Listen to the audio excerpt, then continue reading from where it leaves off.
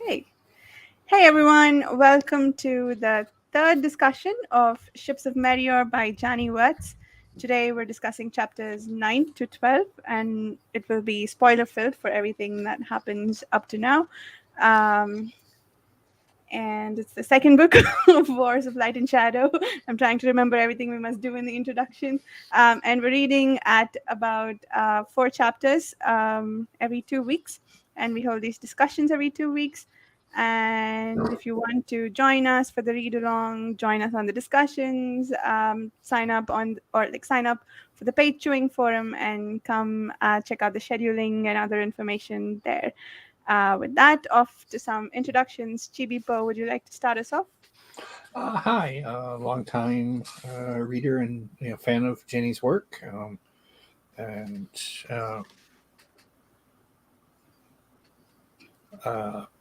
I have my head is empty, no thoughts. I've been doing a lot of Pride stuff this week, so I'm just like, so I have no real introduction to this week. I'm just like, I'm go sleep now. Okay. I'm Jared from the Fantasy Thinker YouTube channel. Recent Janny Wurts huge fan convert. So, this is my first time going through Ships of Merior and enjoying it. Nice. My name's Chris Mullins, sometimes YouTuber, not this week, maybe next week. And first time reader of Wars and Light and Shadow as well. And I suppose new convert to this style of work is definitely fair to say. So, what did everyone think of chapters 9 through 12? Well, they're great, as always. Yeah, we have quite a few interesting incidents happening in these chapters. I guess you could call this like the meat and potatoes of the book, if you will. You really get you get some incidents that happen that kind of define the characters a little better, and then you get a lot of information about some of these characters in here. And I thought that was pretty cool. But also, like at the start of chapter 9, we were kind of introduced to a bunch of new characters with in the Bridian household, with the Duke of is it Alistron? Is that what you say? Alistron, yeah. Alistron, yeah. Brothers Sabridian. Yeah. And that was actually quite a lengthy segment, kind of introducing all those brothers and those characters through interaction with Dakar and Arathon. And I was, I was like, wow, when I was reading it, I was like, this is a really long exchange. And it got exciting because Arathon's running around kind of doing his little shadowy thing now. And, and hilarious. Yeah. And so he's kind of taunting them, and he's, and making fools out of them. And I'm like, okay, this is hilarious. Yeah. And it was good because it was a change of pace compared to what we were used to. And it's like, wow, it was a long introduction to all these new characters, and I enjoyed it. It was quite fun, and it was quite fun to see Dakar, kind of screwing up, and that I don't know if what you guys think. Maybe was part of Arathon's plan too, of course. What do you think about that?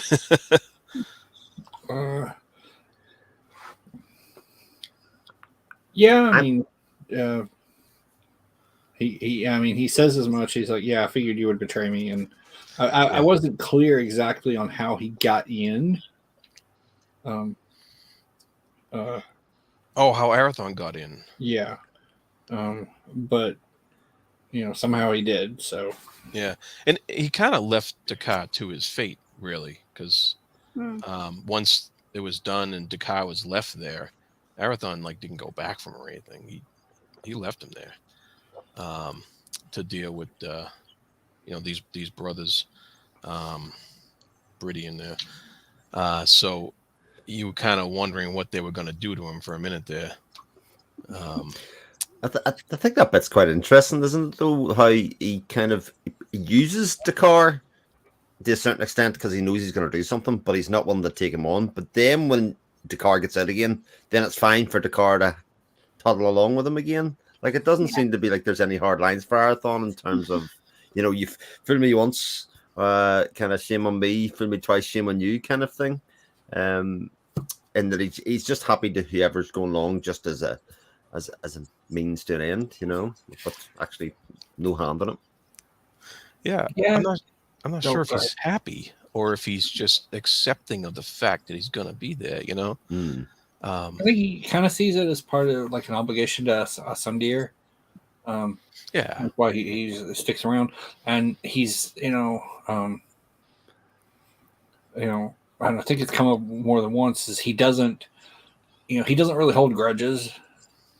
right. Like it's like he'll definitely get angry. Though it usually takes a fair bit, but he like due to his gifts, he knows why people are intrinsically what motivates them, and he understands it and just like auto forgives it, basically. Auto forgive. he It's like Um, autocorrect. does mention to Lera. I think he says something about having one person forced on him already. One companion forced on him already. He did not wish for another. So I think, yeah, I agree that it's probably something he sees, whether as an obligation or whether he sees no way out of, because of the fellowship's designs. I think he knows that he seems to be that he can't get out of it, but that's what he thinks for the time being. Right. For how he got in to the castle or into the dungeon, I was wondering if he had cloaked himself in shadow and got in as they opened the locks. That was my best guess about how he got in. That's why he was counting on the car to betray him. Did anyone else have other ideas for how he may have gotten? I think that checks, because like he can basically, I know some of the stuff he can't do, but he can like we know he can disguise himself, and I'm pretty sure he can bend the apply color and stuff to his shadows. So Yeah. I think he could like basically make himself invisible if he was so inclined. Yeah, I think I kind of automatically assumed that kind of happened. Like I didn't look for that explanation, so I didn't really like Chibipo, like you said, you kind of missed it how he got in, and I didn't even think about it. I just assumed he did something. Yeah. I think we just If seen the nothing fallout else, of he it. could have like waylaid a between his shadows and his master bar, just get someone to sound to make them look the other way, and then he can just slip by masked by shadow, and they'll never see him because he can probably cover his sound through his master bard abilities. Yeah, and it's sort of like the fallout between the brothers is very much, well, we can't explain it, so we don't want to explain it because this will actually be troublesome if we have to explain how somebody could break through all of our defenses and get in behind. So it was like kind of, it was a bit Batman-esque, wasn't he? The whole time he was in there, because he just kind of appeared, he snuck in, and even when he was trying to get out and he was causing mayhem, he was trying his best not to hurt anybody. It was like no fatalities and all of that kind of stuff. So he was very much in full Batman mode, I felt. But fatalities did happen, right? Because yes, they did. Later on in the book, we hear that the 9 bad stuff that went down in I believe it was, that 9 town. people Yeah, died. 7 or 9 or something like that. Yeah. Mm-hmm. And then what was interesting though is then after he leaves, a Sanda shows up, and now he's showing his power again by wiping out memories. I was like, whoa, okay, that's pretty heavy duty there. And he gives That them a was choice. interesting, but more interesting, I thought, and I hope he agrees this. Now we know, or at least we got our first indications about what the Mistwraith is.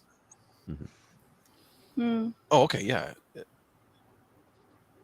What was that? What was that? The Mr. Wraith. Uh, he talks about it. Once they sent uh, exiled people who had similar inclinations to explore, this type of technology Yes, the through gunpowder. Right. Southgate, Mhm. and those people did, um, eventually develop technology and did something that created the mystery. Yeah. Because he went into a lot of his history, talking to them, and he had some really good explanations into some of his past, and I found that fascinating. Where's the book? All right.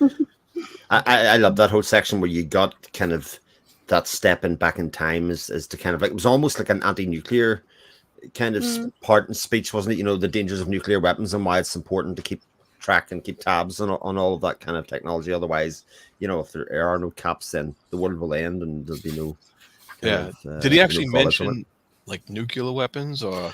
No, they didn't. No, But just kind of okay. like this idea of having just weapons of mass destruction, kind of mass like destruction, they have. Yeah.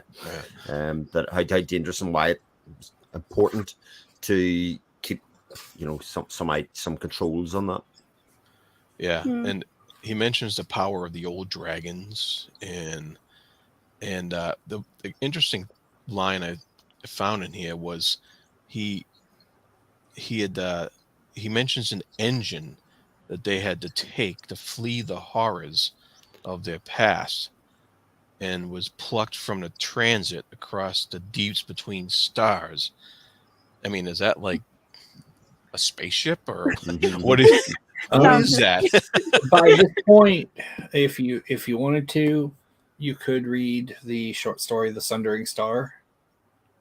Okay, would that Would tie get into this background to that? Yeah. It would also get some background into the Coriani, as well as another faction that we haven't met yet. But so you could read the Sundering Star now, but I'd probably wait till Storm Fortress. Which one of the groups.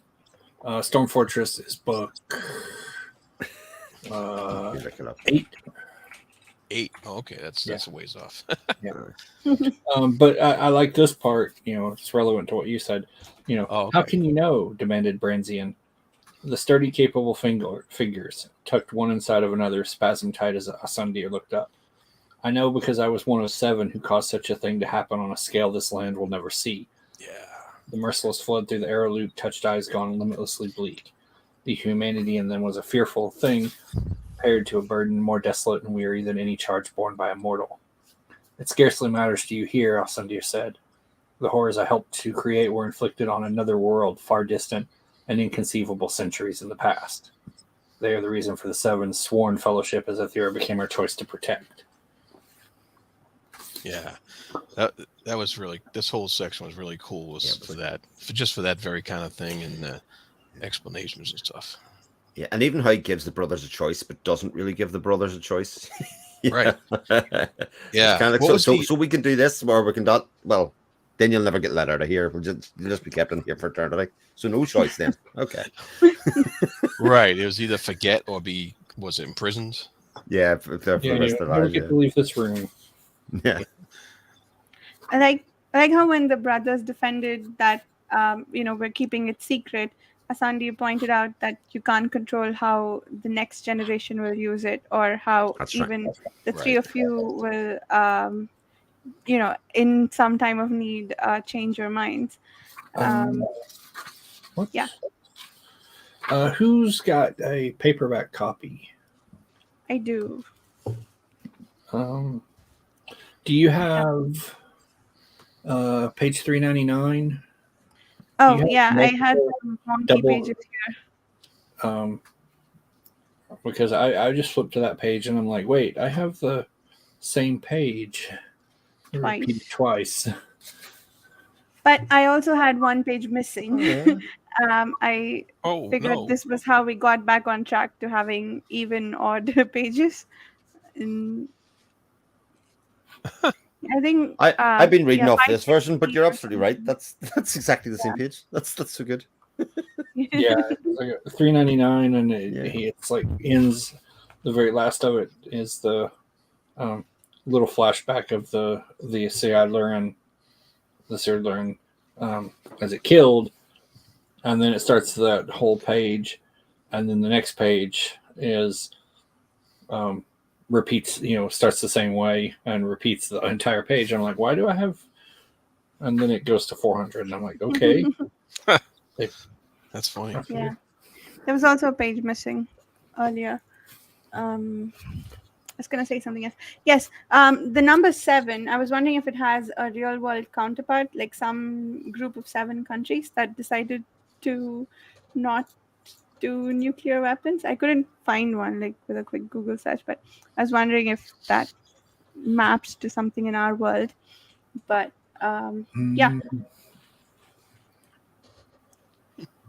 Not that I know of, but we can ask Jenny next time. yeah. Show you there. Yeah, that'd be a We good question to save for her. All right, so that's we also found out why Janny called the 7 a destructive power when she gave us that reading material, not reading material, the extra material during the Curse of Mistrate. And some of the lore felt familiar from, again, that same extra stuff. Oh, from her notes, yeah. Yeah. Yeah, I thought it was really cool that the dragon things can dream the worlds into being. That was awesome. Yeah, there was a lot happening in that section. Yeah. Yeah. But really interesting.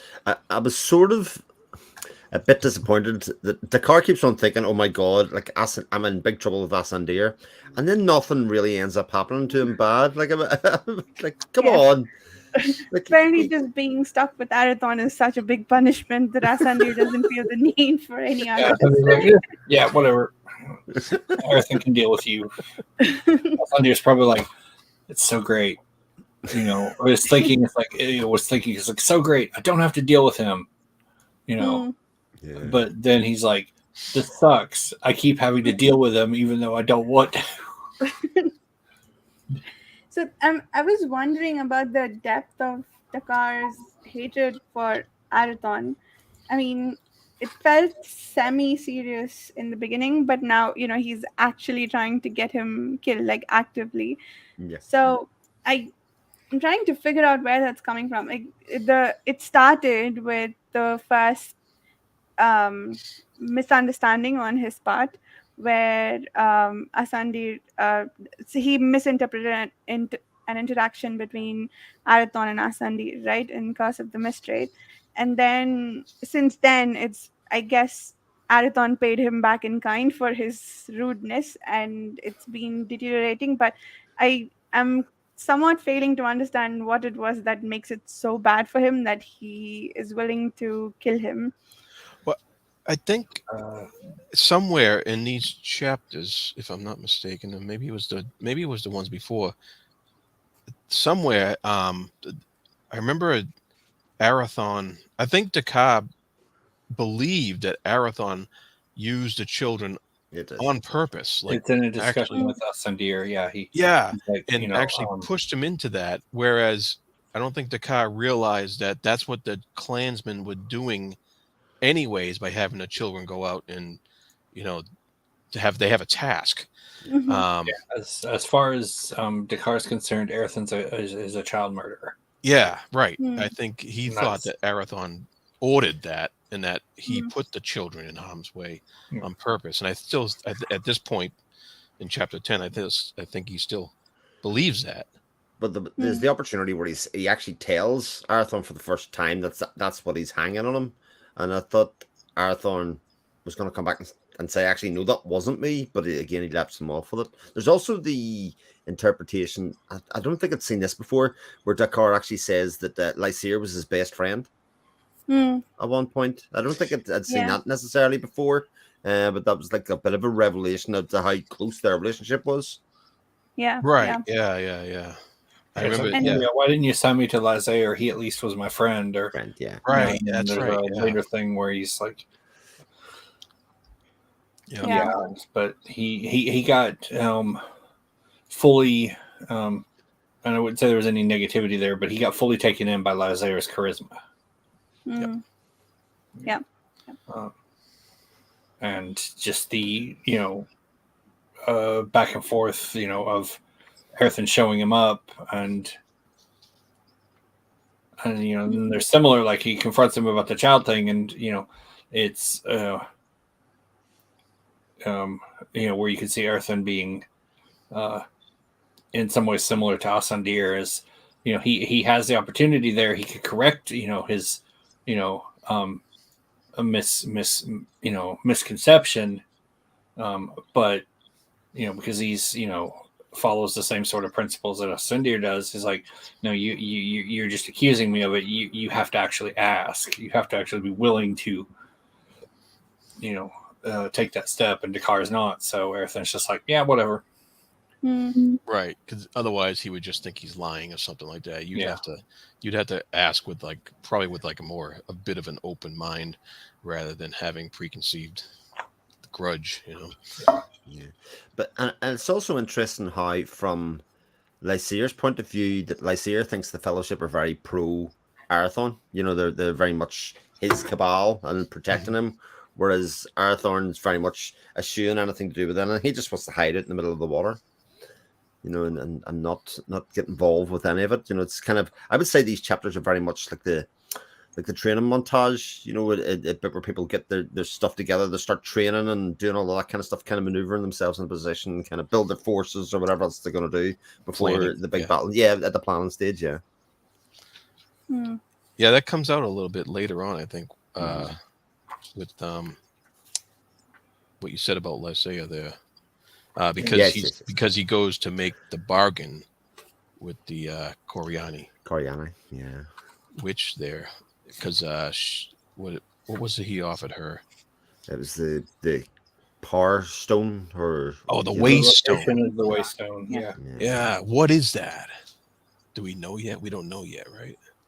It's mentioned, in Curse briefly, with Dakar and I believe Traith and Lysae.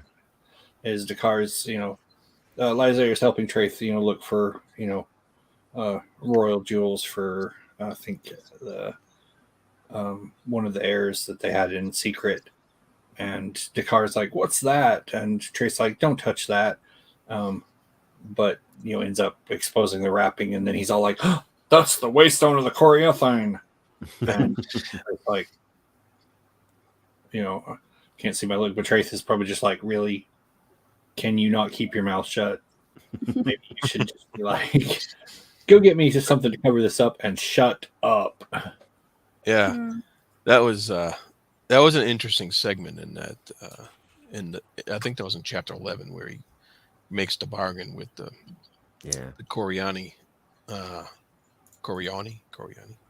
Yeah. Which the and he we get a little bit more insight into his upbringing when during that chapter too.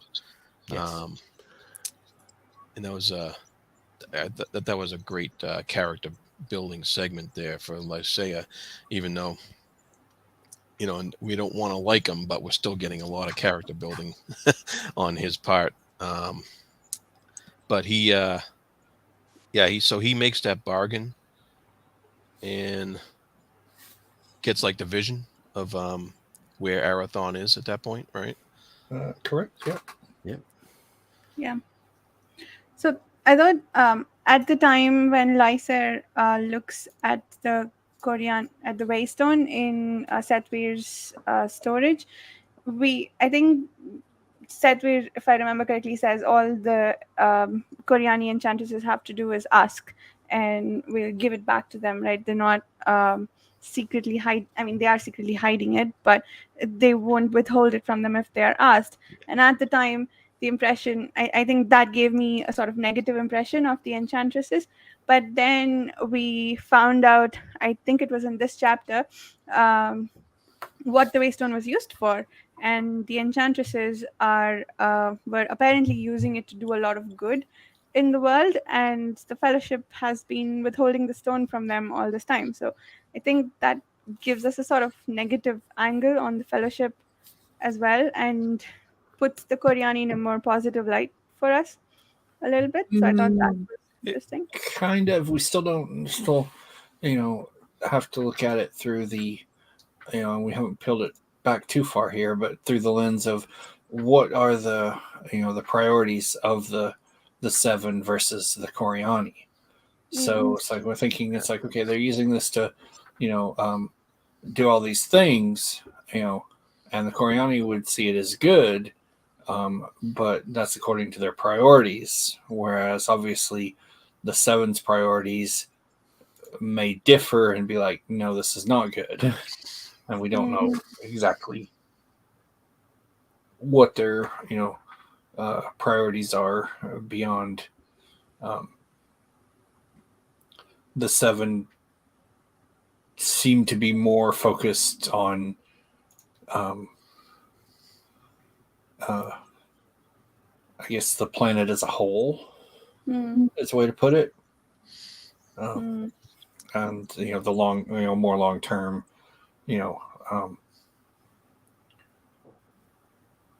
with the well being of the planet and the Paravians and whatnot.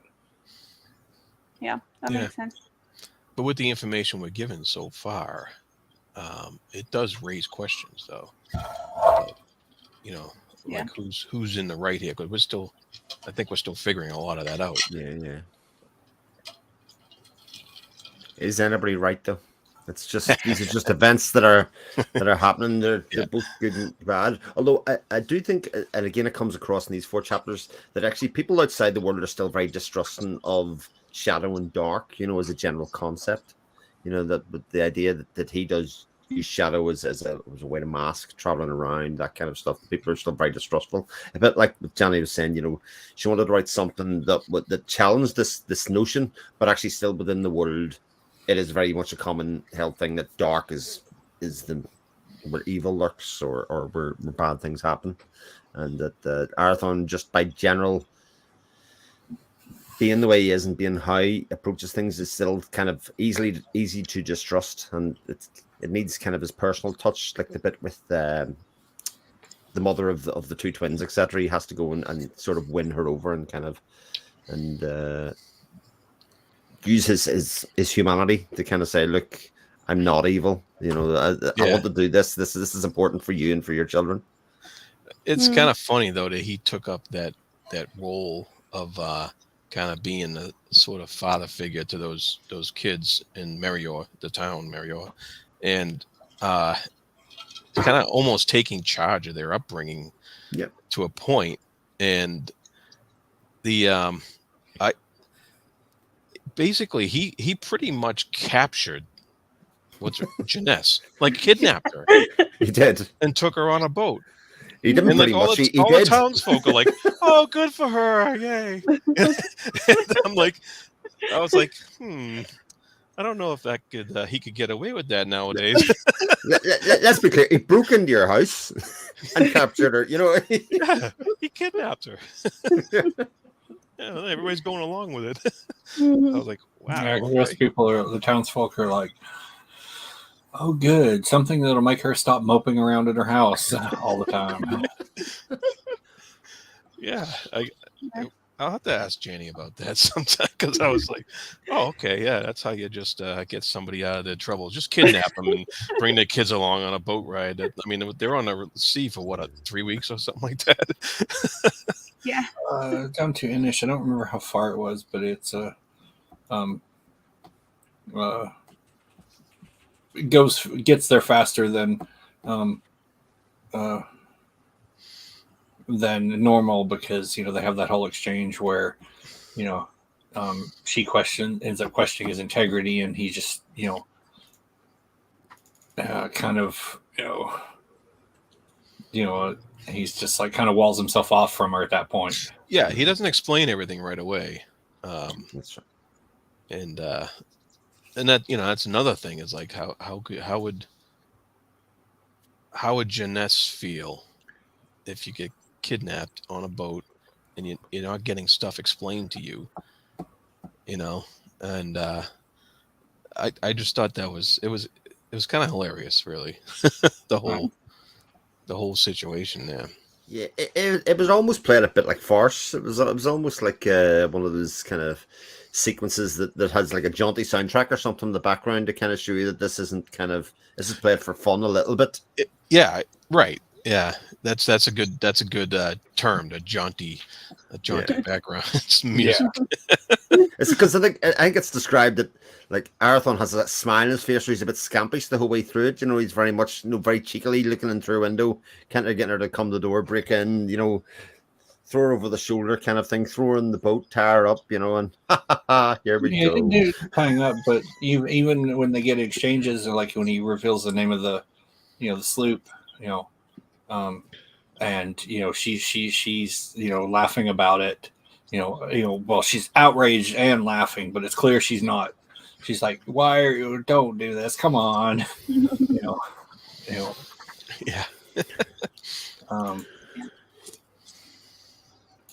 Yeah. And then we have. I think what is interesting before we move on from that is that, Dakar is throwing a lot of guilt at Arathon for murdering a lot of children, but yet all of the instances that he sees of Arathon actually working with children actually are totally the opposite. He would have been always drunk in the tavern a lot of this time and, not really paying attention. As you say, like he almost becomes like a father figure to those two twins, and trying to do good. There is evidence there for Dakar if he wants to look for it, that actually what he thinks is not necessarily what happened. Yeah, but Dakar's at this point after the whole debacle at the, at a restaurant. Dakar's like, nothing I do. He's 5 steps ahead of me. Yeah. So I'm just going to drink myself silly. then he can't. It's like I can't get ahead of him. I'm just going to make myself dead weight. Yeah, it's a very Dakar solution to a problem. He's also drinking himself silly because he's trying to stop a prophecy from coming. I forget if we've seen that before or if this is the first time, because I've been looking for explanations for why Dakar drinks so much. This is one of them, I guess. But I'm trying to remember if he did this before. Not necessarily drinking, but he's done stuff to disrupt. He get the feeling it's going to happen, and he's done stuff to disrupt before. Mm-hmm. Like I think in Kerosene, he drops the Lithiel, the sword, because he started to get a premonition, and he's like, no, I don't want he's like, my big prophecy is going to be fulfilled. I don't want this ruined. I don't want to see that. And then he confides to Asandir. He's like, they're going to come to blows, brothers or not. And Asandir's like, you dropped Lithiel to distract yourself. And he's like, yes, if they're going to fight, let me be the last one to know. And I'm like, oh. And he does bites his lip at one point really hard to break one off, I think, from happening. Plus, sometimes he gets like, it isn't even like a full vision, but he'll get just like a little thing. Like, I think there's a bit somewhere here where he mentions he thinks he smelled smoke. Like something burning. Yeah, he definitely has avoidance problems. I'm wondering why that is. Is it that if he doesn't make the prophecy, the thing he's about to prophesy won't happen? Or does he just not want to know ahead of time that bad things are going to happen? I think some of it's, from what we know of him, is not wanting to know bad things, because I think, he's, we've got the Black Rose as a big thing, but I think he's seen some pretty terrible stuff via his, visions, and that's sort of why he's like, yeah, no, I don't want to deal with this. I'm just going to drink myself silly. Yeah. If you've been seeing bad things for 500 years, you might want to do the same. where it's a case of, and it may not everything, comes true, but he sees a lot of what could be, Hmm. So even if it doesn't come true, he sees something pretty terrible happening. Oh, You know, right. and has to live right through it, and like, and I just kind of like, and rather than take the advice of the seven, where they're like, yeah, if you crack down to your training and whatnot, you'd probably get a control over this.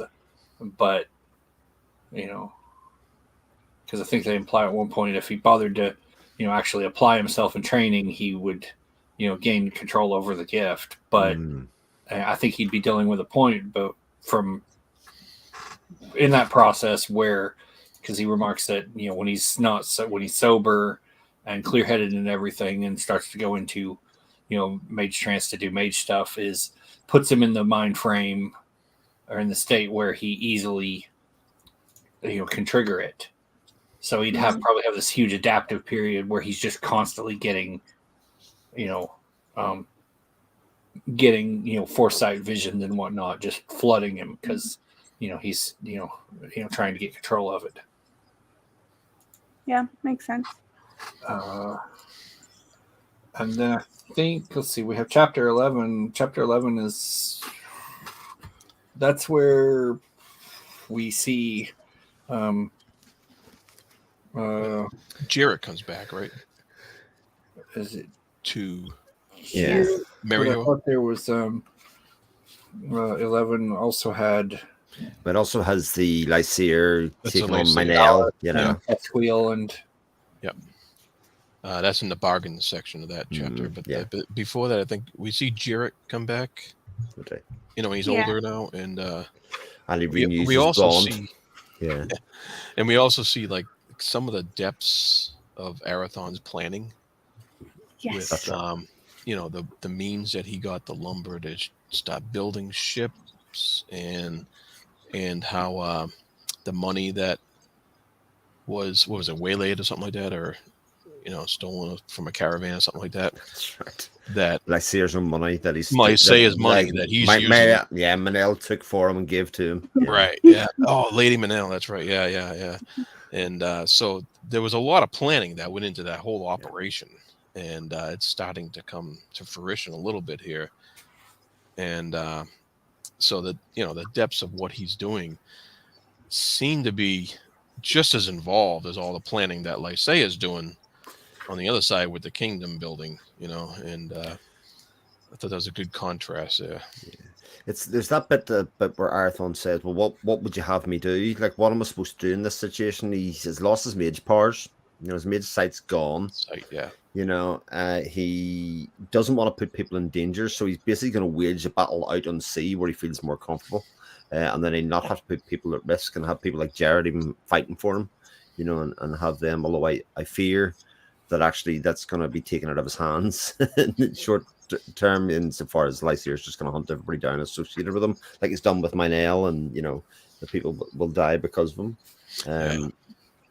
But you're right insofar as the amount of planning that's going on. They're both planning in their own separate, different ways here, and almost like the totalitarianism, whatever that word is, that Lysair's doing by basically conquering and kind of taking over all the member states that are around it to kind of build up his forces and his army to become this kind of unstoppable force. And Arathon, who's trying to be elusive, live in shadow, and kind of move around until a point that he considers, I built up enough of a force here to go and fight in at least some way.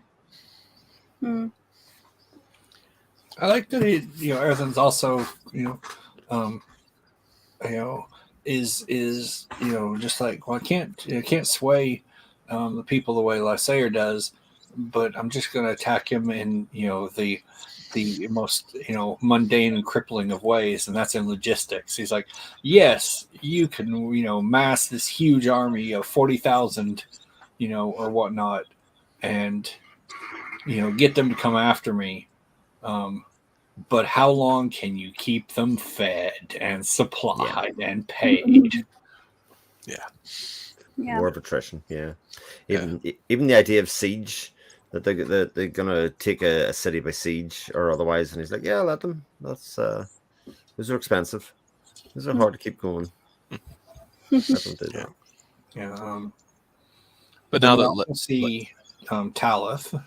Yes. yes, oh that's right, yeah, we get some good I insight into kind her of feel character. bad for her because she's just like, yeah, no, he's left me sitting here. I'm done with this. Screw him. But his presence and whatnot, just she's like moth to a flame, and just Yeah, Can't help herself. she even knows it, and she's like, his charisma takes over there, and it was now that he knows where Arathon is, like I'm starting to wonder how much destruction is going to be along his path to get there. Um, hopefully we'll find that out soon. But Yeah. I'm very nervous about the people at Merior meeting the same fate as the clansmen. hmm, But also, Ilera said that if Lysa does show up, and if I think it's a thought she has to herself in the next chapter, that he won't survive the encounter if they do meet because he doesn't mean to fight back or something to that effect, if I remember correctly. So he just needs to keep running. So hopefully, I don't know. The passage in the last chapter, I think, when we are told that Satvi did not notice the interaction between the Koreani enchantress and Lysair, that made me sad for a few hours because I'm like, no, now Lysair is going to catch up and people at Merior are going to die. hmm, Hopefully that doesn't happen. I don't know, but it seems like Lysair may make it to Merior before Arathon's done building his ships. maybe, yeah, that's possible. that's the that's the tension right there. But that's another thing that came up was Alera showing up Yeah. Hmm. in her capacity here, um, where the line in there was the unparalleled cold purpose of binding with ties of affection. And so I thought that was very we know she cares about him, but also she's on a mission, Hmm. and she's really a conflicted character, I gotta say, and I found that very interesting. um, their conversations, they're trying to save the boy's life, right? Or Yeah. is his That's life, or, in chapter 12. 12. Yeah. yeah. Where he does all the, where she had before that she'd basically gone with, well, I've been ordered to do this, Hmm. and so she's doing, I guess, fulfilling it to the letter, but not the spirit. She's Right. like, I'm here. If he ignores me, that's him. I can't control that. But I am here trying to seduce him by being present, but not really making much of an effort. Yeah, and so she's wrestling with her purpose, really, Yeah, and that's a Yeah. fascinating. paying lip service to it. Basically, she's like, yeah, no, I'm gonna. I'm told I have to be here. I will sit here, but that's all I'm gonna do. Yeah. Ironically, I think she would have been less successful at it if she had tried more overtly or more explicitly to bind him in his Maybe. friendship. Yeah. But because she did not, he actually trusts her now, sort of. Yeah. Yeah. Yeah, and he gives some very sage advice about living for the approval of others being a pitfall and a fault that begged a false turning and stuff like that. And um, so that just puts more conflicting emotions in her head about how things are going here. Um, and then she blurts out that she just fallen in love with him at the end of the chapter, right? Hmm. And I'm kind of wondering because in that conversation, in that exchange, when they're trying to save the kid, and um, she's using her mage sight, right? Yes. And I wonder how different the conversation would be between her and Arathon if mage sight wasn't involved. Like, how much insight did that give her specifically? It's hard to tell because we only have, it is what it is, But I'm wondering, it'd be a question I would like to ask Janny, is how much does that give a person in a conversation? Is it an advantage, or is it even a hindrance of some sort to have that much insight into another person? And Mm. I was very curious about how that all went down, and how different that scene might have been without mage insight. You know what I mean? Possible. Yeah, I see where you're going with that, but I did think it was interesting too that the union of her mage talents and whatnot worked in pairing with his bardic gifts, and how that just sort of spontaneously produced a strong emotional tie between them that sort of mentioned it is where it's that they've got a lot more insight into each other um, than she sees into him and he sees into her, basically. And it wasn't accidental, right? It was a deliberate connection so they could work together. Right. They formed the link while they were doing the healing, and the in the after effects of it, of the union, it somehow it went from a temporary to his bardic skills and her her talents linked, so they have an empathic link now. It's briefly mentioned there somewhere. Yeah, is it both ways, or is it just her into him? It is both ways. It is both ways, because he doesn't have the mage sight, so I was wondering about that. But I think he can feel the effects of hers on him. Like, she knows, or he knows when she sees that he has no mage sight. That's very. He realizes that just the same point that she does.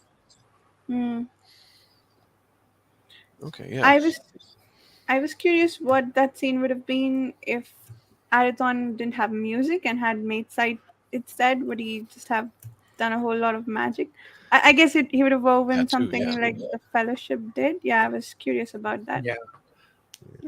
That bit interested me because we talked about this kind of, maybe it was with Janny, when we talked about how he couldn't be both a mage and a bard. He would never fulfill his potential at both. I think it was you brought that up first at the time, but actually, sort of conveniently or not, the story has meant that his mage sight's been completely blocked off, so they could reach sort of a potential in his bard skills, so that maybe at a further stage when his mage sight returns, he becomes kind of this all more powerful, and he is forced to use what skills that he has right now to affect the outcome, like the healing of the boy. Whereas maybe if he had his mage sight and maybe had his mage powers, he would have approached it a completely different way.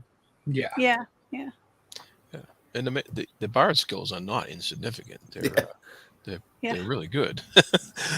They might even be more powerful, it seems like, because of what happened on was it the solstice or the equinox? I forget. But the solstice, when he re-triggers the Paravian lines. I don't know. I'm saying all the wrong words, but I guess you know what I mean.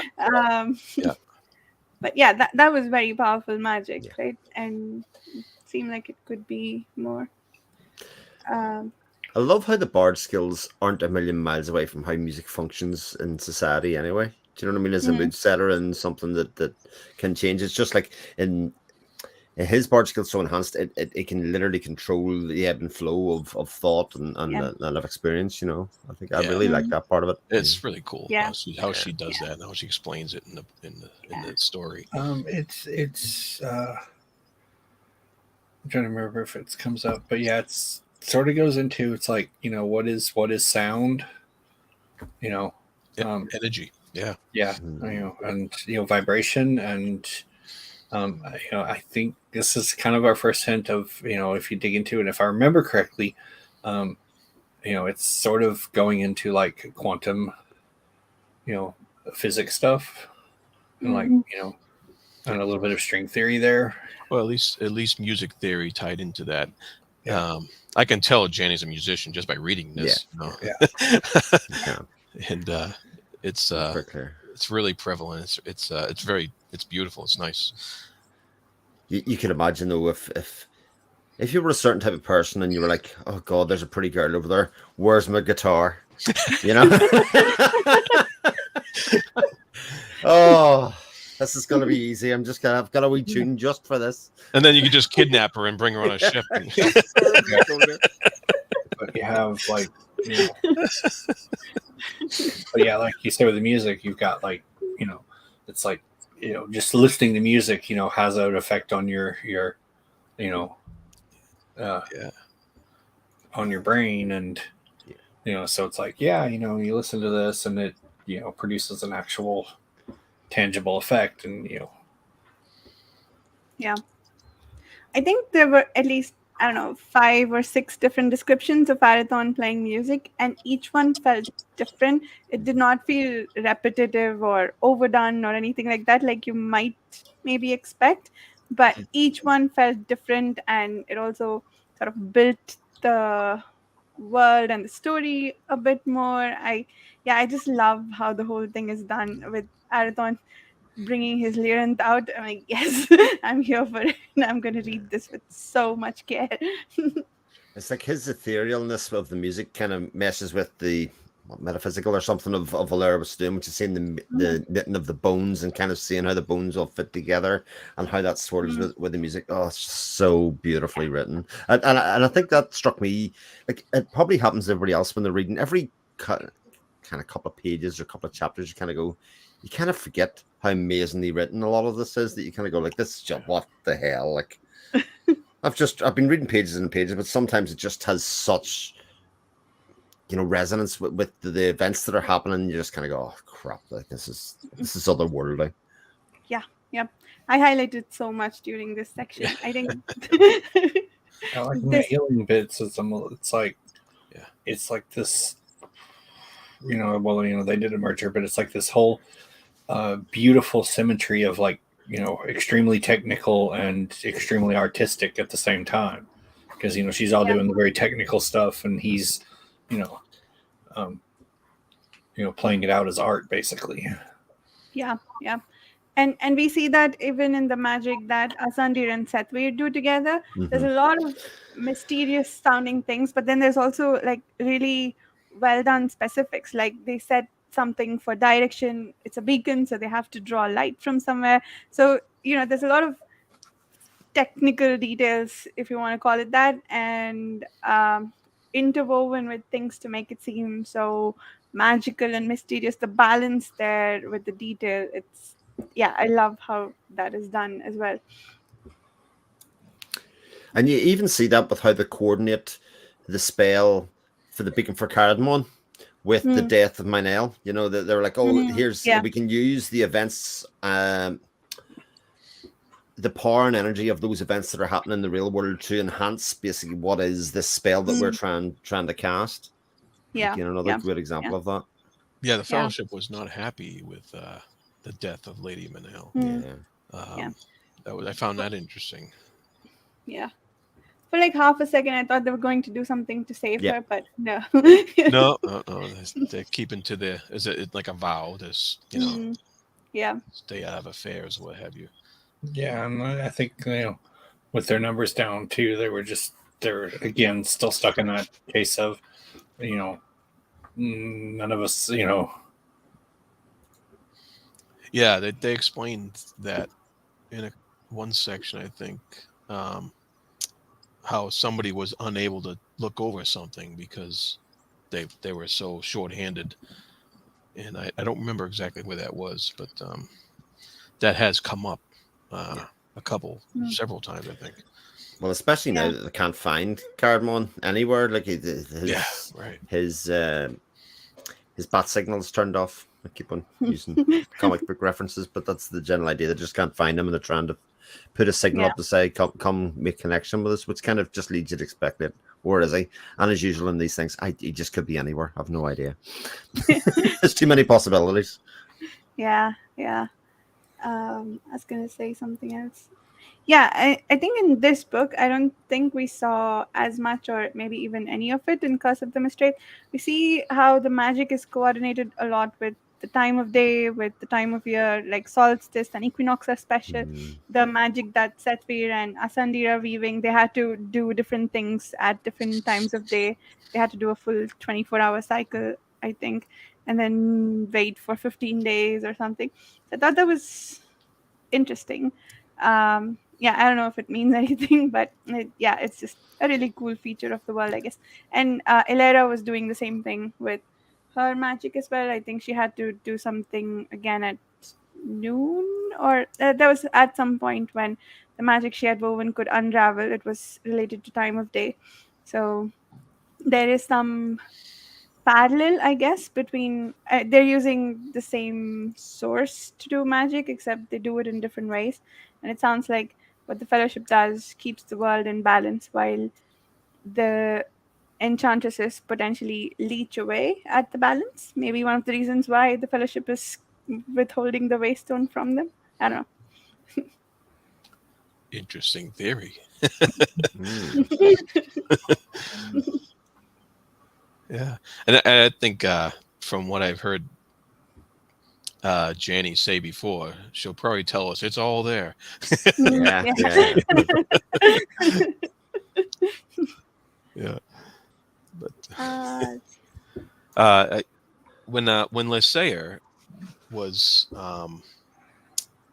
speaking to Lady Manal, he was kind of giving her this speech, this kind of like demagogue speech, really, Mm, where he's like saying, "I'm the defender of peace against a man with no conscience," and he said, um, "The great of this land, of which she was one of them, diminish us all when they fall under like Arathon's sway," you know. And I was just like, "Wow, this guy's something else." yeah. He's no self awareness, is what I was coming. Like he's very much yeah. Yep. talking about himself, and a lot of measures. Yeah. Yeah. If he did nothing, then nothing would happen. That's So fair. he's responsible for all the bloodshed that is potentially to come. Though I am feeling slightly encouraged by the fact that 3 books down, the book is titled Fugitive Prince. So maybe there's no war yet. um, yeah, I was also, I think, maybe it was Chibipo or maybe it was you, Chris, earlier on. You brought up a contrast between how Arathon was getting things done and Lysair. But there was an additional point there. I thought it's interesting that Lysair gets whatever he wants using his charm, and Arathon usually wins confidence with his competence by just being Mm, good at things, Good point. and just very clever, and earns trust by working for it. Um, yeah, I think that was a very interesting contrast in their characters. Like things seem to come easily to Lysa. He is doing a lot of work in the background, but he's sort of this big manipulator who just like delegates, I guess. yeah, And Arathon is actually working for everything that he's getting. So yeah, I mean, we all, I, I guess we all, I speak for all of us when I say we already like Arathon a lot more than Lysa at this point. That's one of the things that adds to it, I yeah, suppose. yeah. I think when you get instances like Talitha's, we get a sense of what her true feelings are, who she normally is as a person. Is kind of free spirit, wants to live in the moment, kind of Mm, deal with people as they come, and then as soon as she's in his presence, she loses control of what she wants. Even to the point that she objects very much in the moment to him stand beside him. He says, "We're going to be married in this date," and you can see that she very clearly doesn't want to be married at that stage, yeah. but is sort of powerless to even in the moment say, "That's not what I want." She just kind of goes Mm, along with it, and then that's what happens. And lost in his power of his personality or beauty or whatever he has hold over. mm, yeah. Yeah. I think that was one of the he gets his way inputs that we have. Yeah, for sure. Yeah. There were things I think in this section that, like Jared said, made me appreciate Lysa, or at least like hate him a bit less. I wasn't here for the last discussion, but the part where he stops slaves, stops some clansmen from being taken as slaves, and I forget which bit here, but I think there were sections in this as well that made me not hate him as much. So I guess we're sort of trying to balance out um, the two princes. Maybe I don't know if we I will. think it's just the fact that we know he's under a curse, Yeah, and he really believes what he's doing is right, even though we know how screwed up that is. But um, so sometimes I try to remember that he's under this yeah, curse, and so I'm trying to look for something good, you know. yeah, yeah. um, but yeah, it's tough sometimes because then he comes out and says Mhm. stuff like that, and it's like, okay, well, Yeah. um, yeah. Was there anything else that?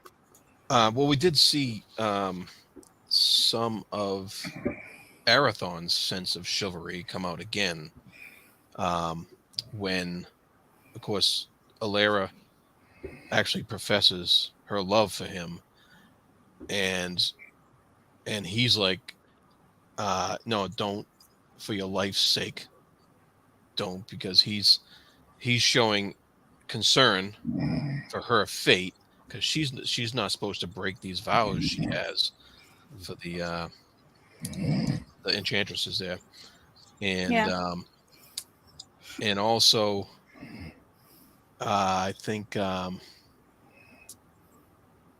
yeah, he's concerned for her life, but also it had something to do with